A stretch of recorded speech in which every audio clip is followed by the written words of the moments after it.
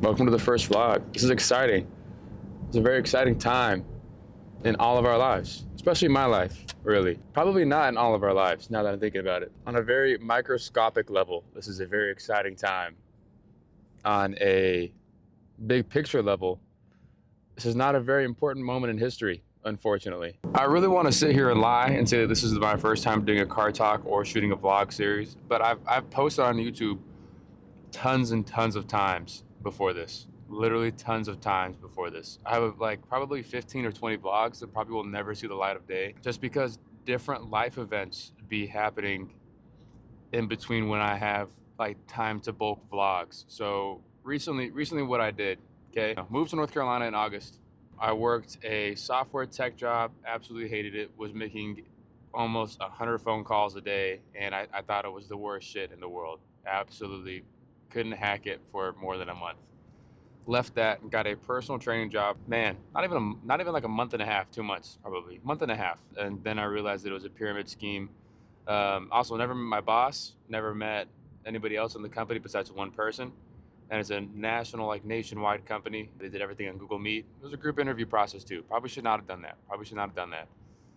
But I also just got out of college. I got out of college in May. So I think you just kind of need a few bullshit jobs and then you get those out of the way and then you figure out what you want to do. Long story short, I'm kind of skipping that and I'm just starting my own personal training business. I'm also going to try to get my pro card. Oh, back to what I was actually talking about. So I have a bunch of vlogs that are just never going to see the light of day because I had all these things happen on the way to this series or on the way to getting this personal training challenge done and out of the way. And then I signed with the modeling agency. So I don't know, I guess I'm like building a brand. Like it's like a pretty serious agency as well. So I kind of have to like care about my appearance now, which is frustrating ish, sort of, because like I'm already into bodybuilding, so I do care about my appearance, but I don't have to like keep a certain shave every day. I don't have to make sure that my hair looks good. I don't have to make sure that my skin's super clear. Like those things do matter, like just from like a hygiene and like a perspective, like happiness standpoint. Like I'll be honest with you, I look back at my life and I say the moments where I really just was the least mentally healthy was probably when I didn't get a frequent haircut or have like a or like have great skin. Like those kind of things, they did add up for me a little bit. They really did kind of add up and take their toll. So unfortunately, I signed a modeling contract and now I have to take care of myself from less of a hypertrophic standpoint. But the cool thing about it is I'm doing like not like plus size modeling. That's crazy because I'm not a plus size person, but I'm doing like big and tall modeling, and like a lot of e-commerce shoots and like sports, things of that nature. So I still get to be like in bodybuilding shape. I can still compete. I can still get big. I can still be lean. Your bodybuilding physique is going to be more appropriate. Like things like that. Um, so I'm trying to figure out how to marry three different worlds right now. Not three different worlds. I'm trying to marry personal training, bodybuilding, and modeling all into one kind of like coaching service, if that makes sense. And this guy's in my blind spot. I need to get on the freeway, so I got to get over. Um, but yeah, that's why some of those vlogs will never see the light of day because there's just too much that happened from A to B, and then C got involved, and now the entire mission is completely changed. And I didn't feel like those were at the quality that I want things to be, so that I could start building the brand or the outlook for the future that I see content or social media wise. Because ideally, in under a year's time, even while going to school and personal coaching, my goal is to make modeling and social media my full-time job, and I'm trying to do it in the least influencer douchey way possible. Because I'm really I'm not anti-influencer. I'm anti-bullshit peddler, and I have a really hard time with people who just copy and paste what other people are doing on social media. Like, granted, I'm doing a car talk and I'm going to go do a gym workout. If that isn't the most Sam Sulek blueprint type of deal that you've ever seen before, I really don't know what is. But like the things that I'm going to do that are like my own unique style and flair, hopefully differentiated enough to where it doesn't become like, oh, only Sam Sulek does it. It's like, oh yeah, Dyson does that. It's like he has a good workout format that he does things. Like when you come and watch like one of my videos, you're like, oh, I know what I'm gonna get. I know what I expect. I know the format that he does things on. So like I get it, but there's just so much of repetition and repeating of what other people say without any vetting of information whatsoever. So it's a little frustrating. There's a lot of mockingbird influencers out there, and you know this if you follow like if you go like an Instagram, like you go to social media influencer that you really like interacting with, right? Go to their account, go to who they're following, and follow the people that they follow, like the other influencers with big pages or big followings, and you're gonna notice that they all kind of post the same shit, really similar shit. The guys who post exercise workout breakdowns, they're all saying the same kind of thing, almost like they have a script. So it's whatever. I'm just trying to be unique in the same niche that everybody else is in. So if everything goes according to plan, people will start copying me. In other really exciting news, the personal training challenge is officially underway, and the horrible stress and anxiety that gave me of making over 40 custom workout plans for people and sending them out is over. Now all it is maintenance and fulfilling with personal training for these 4 months, and then I'm done with it. And then I can focus my time elsewhere. The really good part about this is instead of focusing on creating a bunch of training plans, I can get back to studying, posting content, and trying to get more clients and put food on the table. So that is huge. That is absolutely huge. And I have to take a college credit class before I get to my master's in March. So that is so much fun. Literally so much fun. Today's gonna be a good workout. Today's gonna be a great workout. Matter of fact, we've gotten so many things done over this past like 2 week period, routine wise, lifestyle wise, trying to figure out things like how we can balance modeling, influencing, and bodybuilding all into like one lifestyle. And it's to the point now where it's like it's just action. Need to take action so that I can learn more about the business and the process. The biggest thing for me with the personal training challenge and why I was like, fuck it, let's just onboard 40 people and see what happens, is because it taught me a ton about business. I would not know how to use Notion, how to get a whole bunch of client databases set up, how to pretty much create my own CRM software if I didn't try to overload myself with people and with tasks and with things to do. I've kind of realized that I'm the kind of person that I need to put certain stresses in my life so that I succeed. Like if I'm not, I really don't know how to say it. It's like if you haven't had a challenge in a while, going out and finding a challenge is a really good thing to do for yourself mentally. And that's what I did with the personal training challenge, because I gave myself some stress and some obstacles to overcome and to learn how to work with. And I'm doing that right now. And I'm really enjoying it. I think I've created a system to where I could probably onboard hundreds of clients. And that would be so lit. That would be so lit.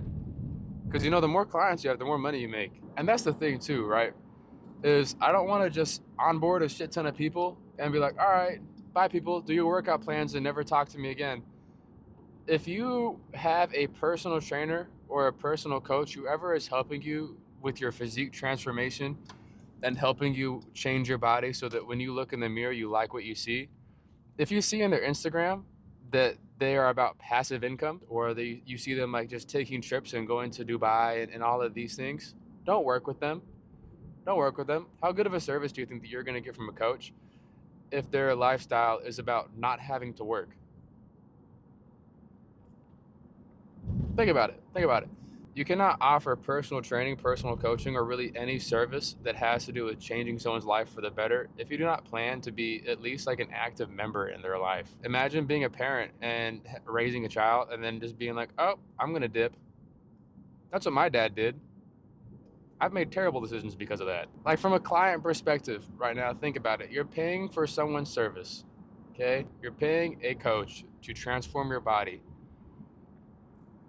and they never come back and check in with you. They just hand you a workout plan, tell you to eat this way, and then say, let me know if you have any issues, or I'll see you in 6 months. You're somebody who is overweight. You're somebody who doesn't like the way that they look in the mirror. You have a personal coach or a personal trainer say, oh yeah, I can get you to your goals. Just give me $2,000. I'll give you a workout plan and a meal plan, and then just follow that. See you later. That's terrible. That is absolutely terrible. Do you know how many things are going to happen for that client on the way from A to Z? They might not know how to read a workout plan. They might not know what to do with nutrition. Their weight might plateau at some point. There's tons of things that really go into it. The way that a lot of personal trainers and a lot of personal coaches market their business is kind of shameful, in my opinion. If you're going to be a personal coach or a personal trainer, you need to be an influence in your clients' lives. It's just no accountability. It's no accountability whatsoever. And I think if you're hiring a personal trainer, you're a personal coach, you're hiring somebody who's going to help you with accountability, with discipline, with self-betterment. And that's not somebody who's absent in your life. That's somebody who's there with you when you have an issue. It doesn't mean that you're going to be like offering 24/7, 30-second response time, superhuman help center stuff. Like you like set up your time hours, set up when you're available, set up links to schedule meetings, things like that. But at least be like a present force in your clients' lives so that they feel like you're actually helping them with things. A lot of people don't understand how proud you should be of that process until you have your first client go from insecure, I don't like who I am, all of a sudden to like, oh my gosh, I feel really confident and beautiful in my body. It's insane. Seeing somebody go from living in their shell to thinking that they're an Instagram model is nuts. It's absolutely nuts. And you could not be more excited and more happy for these people. And so when I see trainers talking about, oh, it's just passive income, it's just, oh yeah, it's just I have this dude who's paying me this much money and I just check in with him every once in a while. It's messed up. It's messed up. You guys are getting scammed. You're actually getting scammed. I really don't know where this car talk is going right now because I have like a 25-minute drive, so I'm just kind of yapping. Anyways, today is a push day.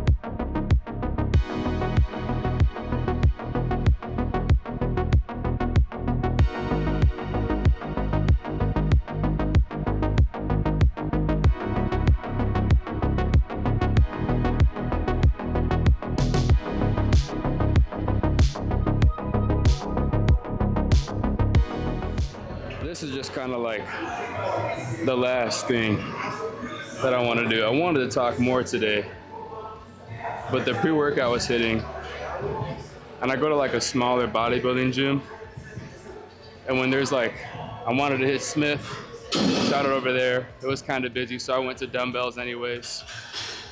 But I'd rather just hit what I need to. Like I'd rather just work around the gym and hit my stuff out of order than worry about like the perfect exercise order. Because at what point are you just like sacrificing the workout?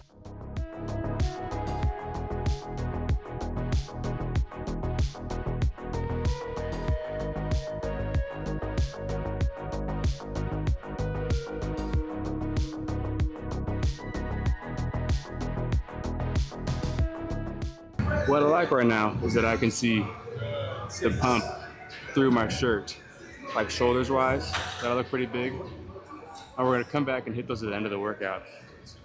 But I miss being like 265 and filling everything out.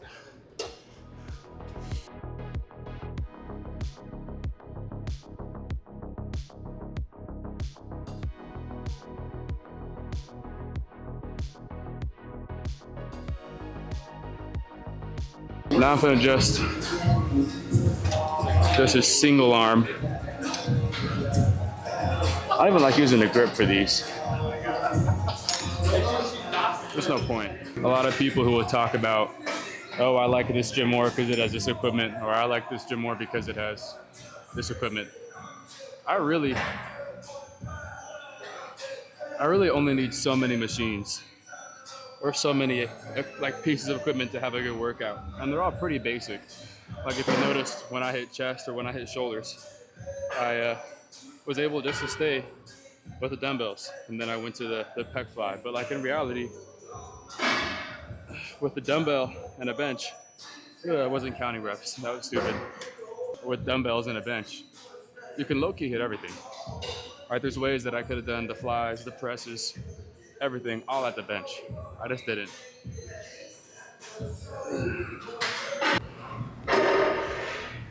Alrighty, besides the fact that I need to find a new angle to record that shoulder shit at the end with, let's check out the pump.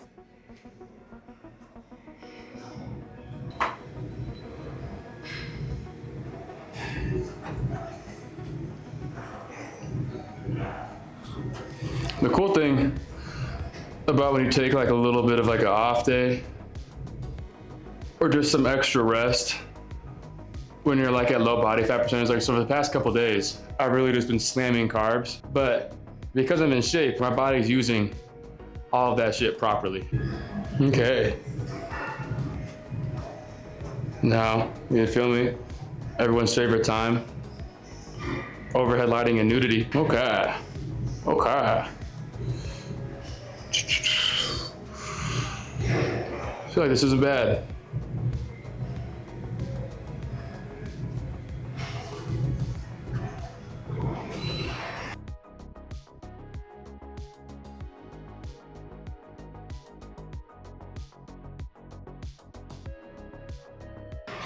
That's enough vanity. We're alive. We're cooking. We're cooking. We're here. How do I make this really pretty? How do I do a little... Oh, yeah. Oh. Oh. Man, that's taking a turn for the worse. Oh, my goodness. Anyways, we're here. We're talking about carbohydrates today, guys. Are you all excited? It's my cheat day. This plate right here used to have a full thing of pizza on here. It's only got 2 slices left now. And they're cold. Sorry, I gotta put the grid on. I gotta put the grid up. It's like Tron Legacy. So, carbohydrates. Let's not spell this wrong. How's this little chalkboard, huh? Carbohydrates consist of carbon, hydrogen, and oxygen. What? Man, I know I have terrible spelling just because, like, in my mind, is as long as I know what the word is supposed to be for my notes from school, that's all that mattered. Because I had some teachers who talked fast, and I tried to get everything down that I possibly could. I was a big note taker. Now, besides fiber, and we'll get into this in a second, carbohydrates yield 4 calories per gram. Just like protein, right? Carbohydrates can be broken down into 4 categories: simple sugars, complex carbohydrates, glycogen, and fiber. Interesting fellow right there, fiber. Keep an eye on him. Now, simple sugars is kind of like what most people think about when we talk about sugar in general. These are going to be your monosaccharides and your disaccharides. Mono meaning that they have 1 sugar, and disaccharides mean they have 2 sugars. Every disaccharide is just a monosaccharide plus a monosaccharide, and this monosaccharide is always going to be glucose. Your monosaccharides are going to be glucose, as I just mentioned, fructose. Man, nobody's going to know what that word says. Not a single person is going to know what that word says. And then we also have galactose. I love galactose. Just to say it, I think it's really funny. I think of it like a universal milk invader who's coming to milk our planet, and he's just been dumping milk everywhere on tons of other planets. I don't know why. It's just my brain just ran to it with galactose. It sounds like some like space milk conqueror. So we're all gonna get milked pretty soon. Galactose is actually found in milk and dairy. 2 glasses of milk, please. Nobody? Probably nobody gets that one. Glucose and fructose are both found in fruit. Glucose is found in like syrups, shit like that. And then fructose is going to be in table sugar. I'm not even going to waste my time writing the rest of that out. Let's skip to the next shit. I'm so tired of looking at my handwriting. Now, on to disaccharides. Sucrose, which is just glucose plus fructose. I don't want to spell the whole things out right now, okay? And that's table sugar. Maltose, this is glucose plus glucose. Wow, looks like a 6. Good Lord. And this is like the initial product of starch digestion. Oof. Starch digestion. Starch. Brandon Starch Winterfell. Been really watching Game of Thrones lately. And then lactose. And that is going to be glucose plus galactose. Galactose decimus meridius, and that is milk and dairy. Time for some carbohydrates.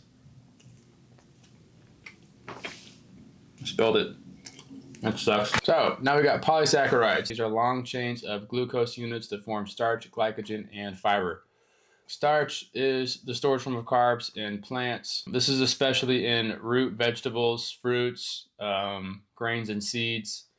Glycogen is in humans and animals, and this is found in the muscles and liver. Fiber, again, is the one that we've been talking about. We're going to come back and kind of shit on a little bit. So what binds fiber together, the chemical bonds between the glucose and the glucose, is really hard for the human body to break down.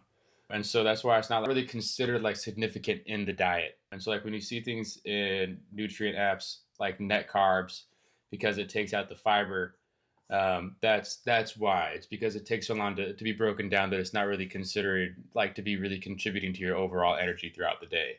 I probably butchered that explanation a little bit, but though, like fiber does have a lot of health benefits. I wrote that so awkwardly. Good Lord. It's recommended that women get around, I think it's 25 to 28 grams of fiber per day. And then men get, I think, 30 to 34 grams of fiber per day, something like that. And this is for ages like 19 to 50. 1950. 1950 is a wild time.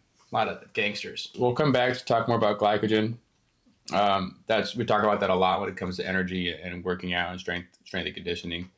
But fiber, you have two forms of that. You have soluble and insoluble. Soluble fiber is dissolvable by water, and it forms this gel, and that's associated with heart health benefits and glucose control. Good sources of soluble fiber would be oats, barley, legumes, beans, fruits, veggies, and then you can also get like a supplement that's called like psyllium husk or like seeds like that. You can get that at like Walgreens or whatever. Shout out Walgreens.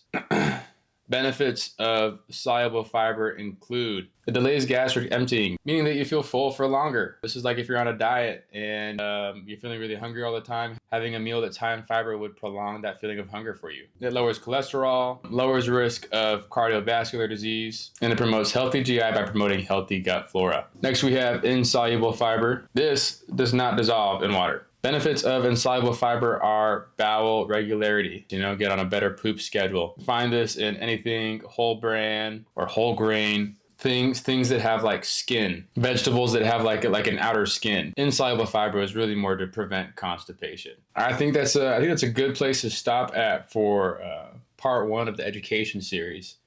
I'll be back for round 2.